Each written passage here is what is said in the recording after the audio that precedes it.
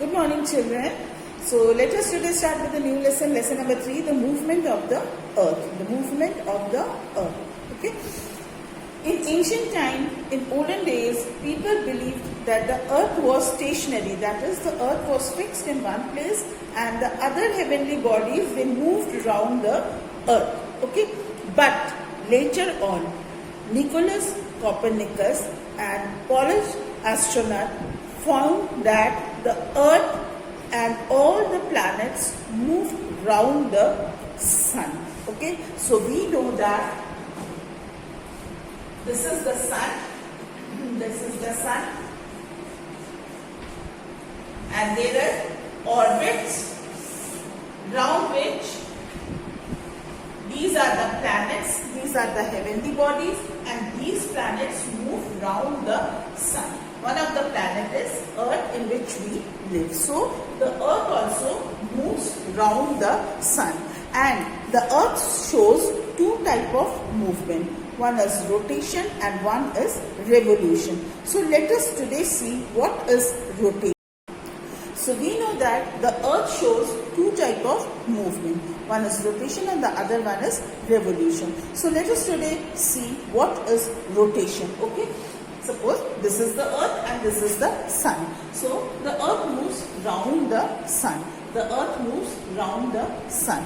Now this is an imaginary line passing through the earth, which is known as the axis of the earth. Which is known as the axis of the earth. Now the part of the earth that faces the sun is lighted. The part of the earth facing the sun has got light, and the part that is away from the sun is in darkness.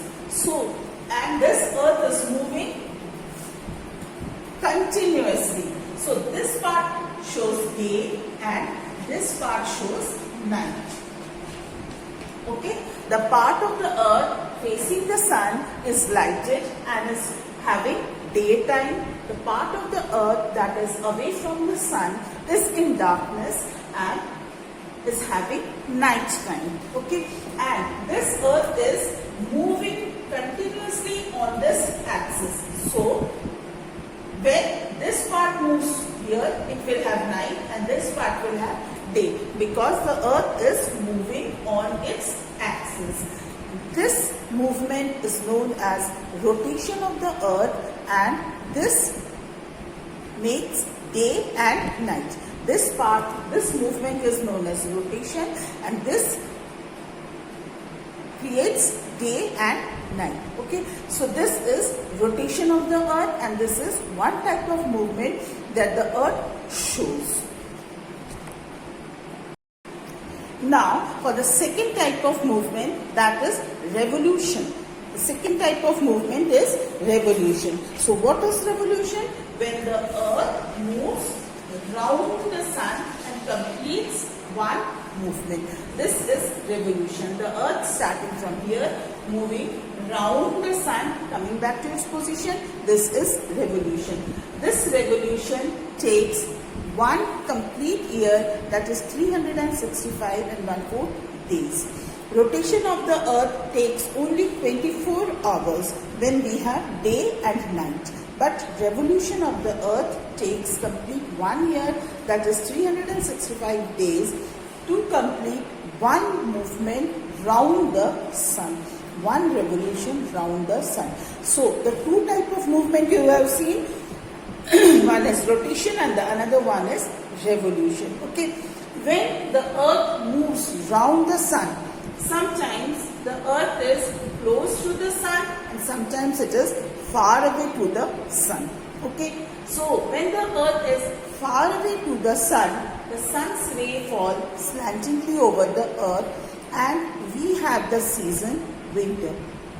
There is less heat over the earth and we have the season winter. When the earth is close to the sun's ray fall directly over the earth and there is more of heat on the sun, we have summer season. Therefore, during the summer season, the days are longer. The duration of the day is long and the duration of the night is short, because we have more of sunlight over the earth, therefore the day time, the day length is more. So the revolution of the earth causes season. When the earth is close to the sun, we have winter season. Close to the sun, we have summer season, and when the earth is far away from the sun, we have winter season. Let us see the revolution of the earth and the change of season through this diagram. Okay, see, can you see the position of the sun? This is the sun and the earth, the four different position of the earth moving round the sun. Okay, this is position 1, 2, 3 and 4. Now this is the earth and it is having different position. As we know that there is an imaginary line passing from top to bottom of the earth, which is known as the axis of the earth. There is another imaginary line passing from the center of the earth, dividing the earth into two halves, two hemispheres, the northern hemisphere and the southern hemisphere.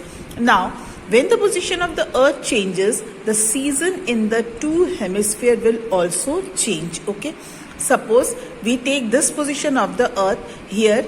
This is the equator line. So this is the northern hemisphere and this is the southern hemisphere.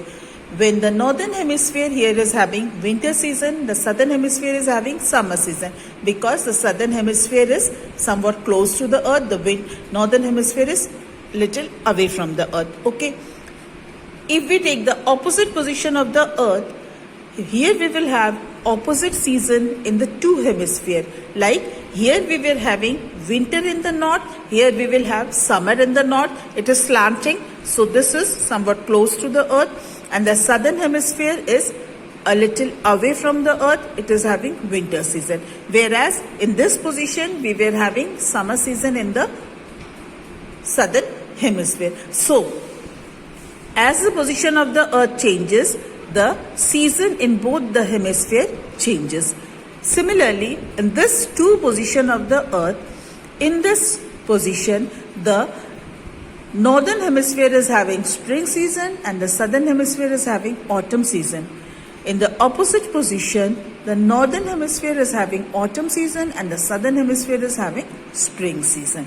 So this is the different position and revolution of the earth, causing change in season.